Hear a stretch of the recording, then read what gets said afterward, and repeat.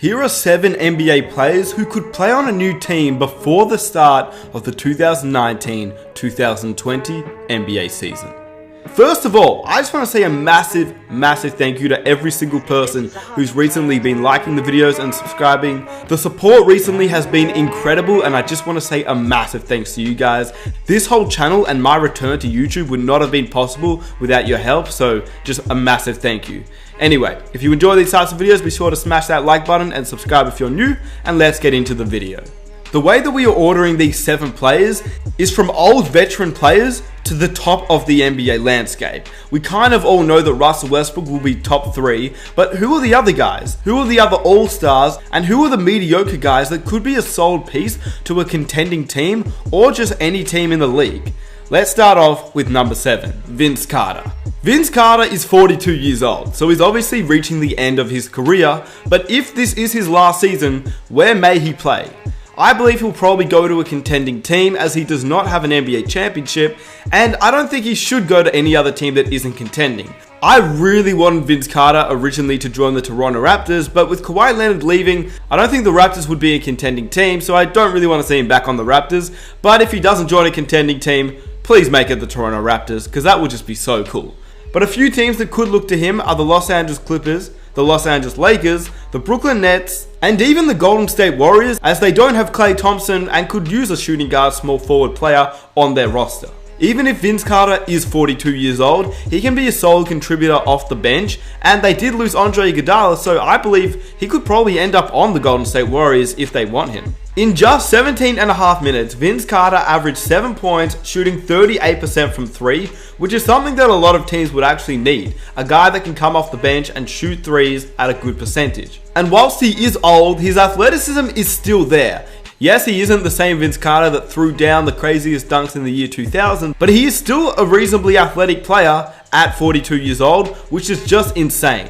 Number 7, Carmelo Anthony. This is a player that I really don't see playing on any team other than the Los Angeles Lakers. If the Lakers can pick him up, I believe he would be a solid contributor.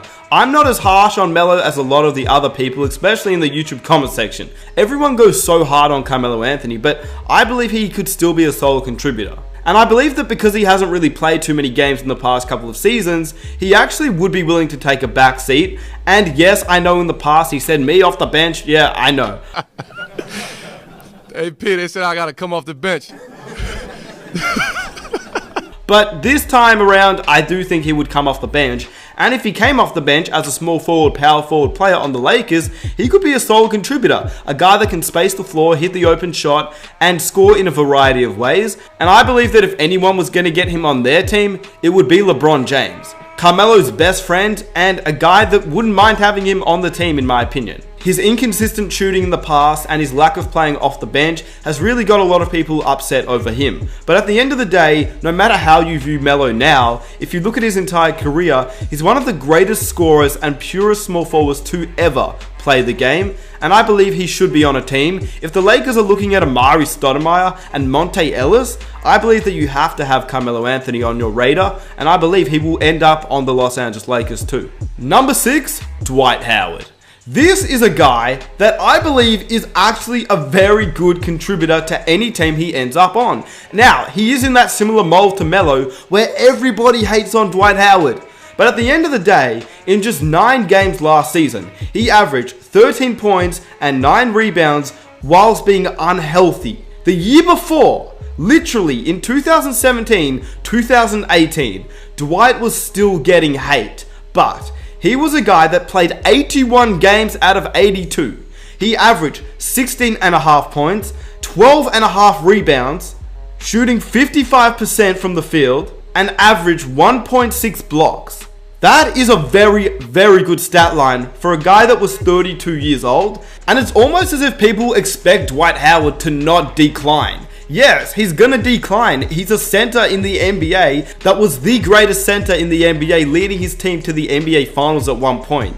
Yes, he's not gonna be the same Dwight Howard, but that is a very good stat line, and it just shows that if he's healthy, which he was 2 seasons ago, he can be a very good player. 81 games out of 82, People say that he's injury prone, but the year before last season when he was actually injured, he played 81 games. The year before that, 74 games. The year before that, 71 games. Then he was injured for around half the season as he played 41 games. But then before that, 71, 76. So people that say that he's injury prone, seriously just don't watch Dwight Howard play. Because he's not injury prone. He plays more games throughout the entire season than most of the NBA centers today. Dwight Howard last season made it obvious that he wasn't healthy. He knows that he wasn't healthy, and that's the reason why he played 9 games and rested. Now, he says, I'm a full go. I've been running. I've been playing. I've lost 25 pounds in 4 weeks, and my conditioning has got a lot better. And you can see that. Look at this photo right now. You can tell that obviously Dwight Howard and his fashion sense is something else, but he is also looking a lot slimmer, and that is something that would be very enticing for teams, that they can count on Dwight Howard being a little bit healthier. And obviously if he played 81 games only 2 seasons ago, what's to say that he can't get back to even 70 or 80 games this season? I believe there's a few teams that would look to get Dwight Howard, and I personally believe he has to be on a team next season. Right now he's on the Memphis Grizzlies, but they plan to waive him, so these are the teams that I think will go after him. Number 1, the Boston Celtics. They now have Kemba Walker alongside Gordon Hayward, Jason Tatum, Jaylen Brown, and losing Al Horford, they picked up Enes Kanter. Kanter isn't bad, but he's a shocking defender. But if they got Dwight Howard, he would be able to lock down at that center position, and obviously he isn't as good on the offensive end as he used to be, but to me he's a better all-around player than Enes Kanter, both defensively and offensively, and even if he doesn't play as many games, well, you still have Enes Kanter on your team that you just signed this season. So I believe that Dwight Howard would be a great fit on the Boston Celtics. Another team would actually be the Los Angeles Clippers. Number 1, they are a team that is competing for an NBA championship. Dwight Howard, despite going to the finals, which still goes underrated in my opinion, he took that Magic team to the finals, but that's for a whole nother video. Dwight Howard, I think at this age, would be looking to win an NBA championship. And the Clippers with Kawhi Leonard and Paul George would actually be a great fit for him. Harrell is an undersized center. He is 6'8", and his true position is at power forward. Who else do they have? Well, their only center is Zubac. And Zubac, whilst being okay, he is only 22 years old, and he isn't that great on the defensive end. Dwight Howard on the Clippers, I could see that as being a good fit. Even if he doesn't get that many minutes, I believe that him and Harrell would be a good fit, and that is something to match up against DeMarcus Cousins and Anthony Davis if they make it to the Western Conference Finals, and it's the Battle of LA. Number 5, Andre Iguodala.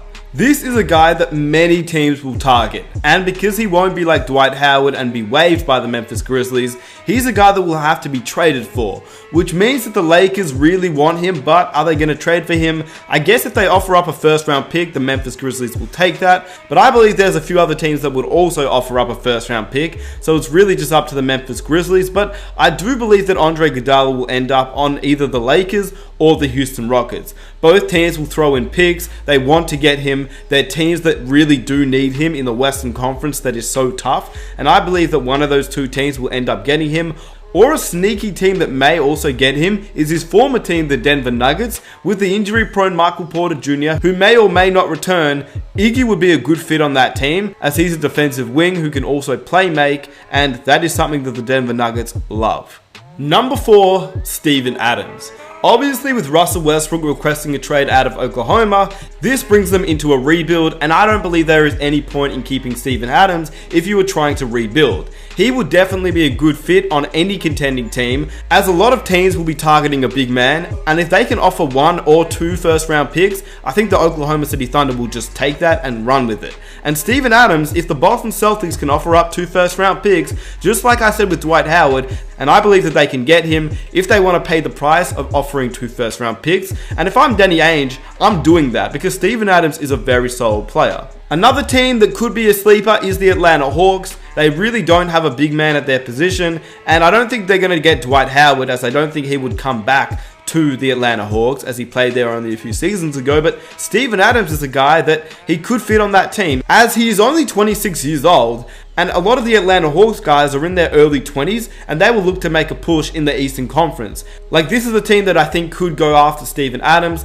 but like I said, basically all the teams that went after Dwight Howard, I believe will also go after Steven Adams. So the Clippers, the Celtics, the Kings, And I wouldn't be surprised if the Miami Heat do get Russell Westbrook. They also try to get Steven Adams in the deal, as they would probably have to give up either Bam Adebayo, Kelly Olynyk, James Johnson, or one of their big men. And if they can get Steven Adams to replace them, well, that would also be a good fit for the Miami Heat, as they'd have Westbrook, Butler, Winslow, Steven Adams, and that is a decent team in the Eastern Conference. Number 3, Kevin Love or Kyle Lowry. Now, I put these two together because I don't think that they will be traded before the start of this season, but they could be. Obviously, with the Raptors not getting Kawhi Leonard back, it leaves them in a weird predicament where they have Lowry, they have Gasol, they have Ibaka, but they're really not going to contend with this team.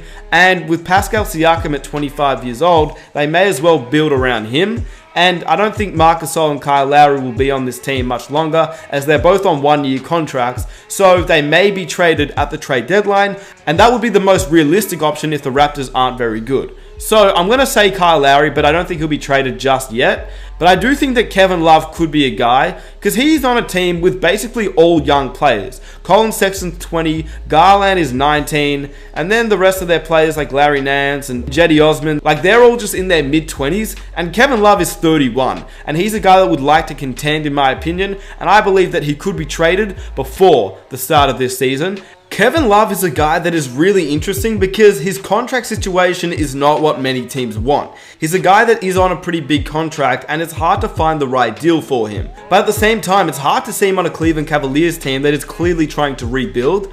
So I believe that the likely destination for him is to end up on the Portland Trail Blazers. But because they just got Hassan Whiteside, I don't think they're going to get him at the start of this season. But watch out for the trade deadline. Because once Nurkic comes back, you can straight swap Hassan Whiteside and a pick. And I believe that the Cavs would take that. Number one would be because Hassan Whiteside is on a one-year deal, which means he would be off the books for the Cleveland Cavaliers. And number two, they would also get a first or 2 first-round picks for him. And then if he's on the Portland Trailblazers, they will have a very good team in the Western Conference. Lillard, CJ, K-Love, Nurkic, and they have some guys off the bench like Bazemore and Hazonia. They could be a very good team to contend, even in the Western Conference. But you still have to put him at a guy that could be traded before the season, because you never know in the NBA. Number 2, Bradley Beal and John Wall. At this point in time, the Washington Wizards are not looking to trade Bradley Beal unless they can also trade John Wall at the same time. And this is obviously because of John Wall's huge contract, and the Wizards want to go young with Rui Hachimura and future first round picks and start a rebuild, but they're in that weird predicament where they have Bradley Beal and they have an injured John Wall on a huge contract. So, the Washington Wizards do not want to trade Bradley Beal if they cannot trade John Wall, and because the two will be together, it's hard to get a good deal for both of them.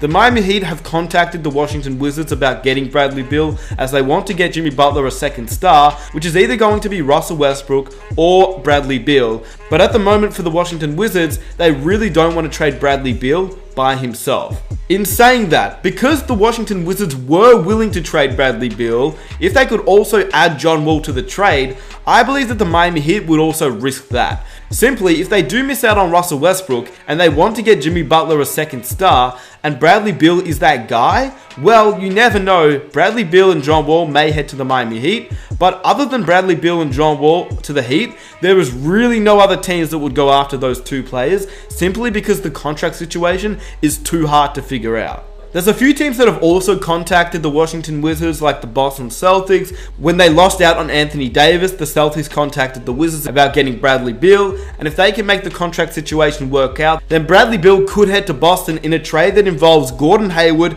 and 2 or 3 future first round picks to the Washington Wizards. That would make the contract situation work out, and the Wizards would also get future first round picks that they could rebuild with. And number 1, Russell Westbrook. Now, I made a video on Russell Westbrook, so if you guys want to watch a full in-depth video on where I think Russell Westbrook will end up, you can click the link in the description box down below. But I believe there's a few options. Number 1, the Miami Heat is the first option, then the Orlando Magic. The Detroit Pistons are coming in hard as they want Blake Griffin, Andre Drummond, and Westbrook as a big 3 in the Eastern Conference. And obviously, because he has requested a trade, I think he will be gone before the start of this season. So, So, let me know where you think Russell Westbrook will end up. And with that said, if you enjoyed this video, be sure to leave a like, subscribe if you're new for daily NBA content. Be sure to hit the notification button and follow me on Instagram to see what I get up to. And with that said, let me know if you think there are any other players that could be on a new team before the start of this season. I'm out. Peace.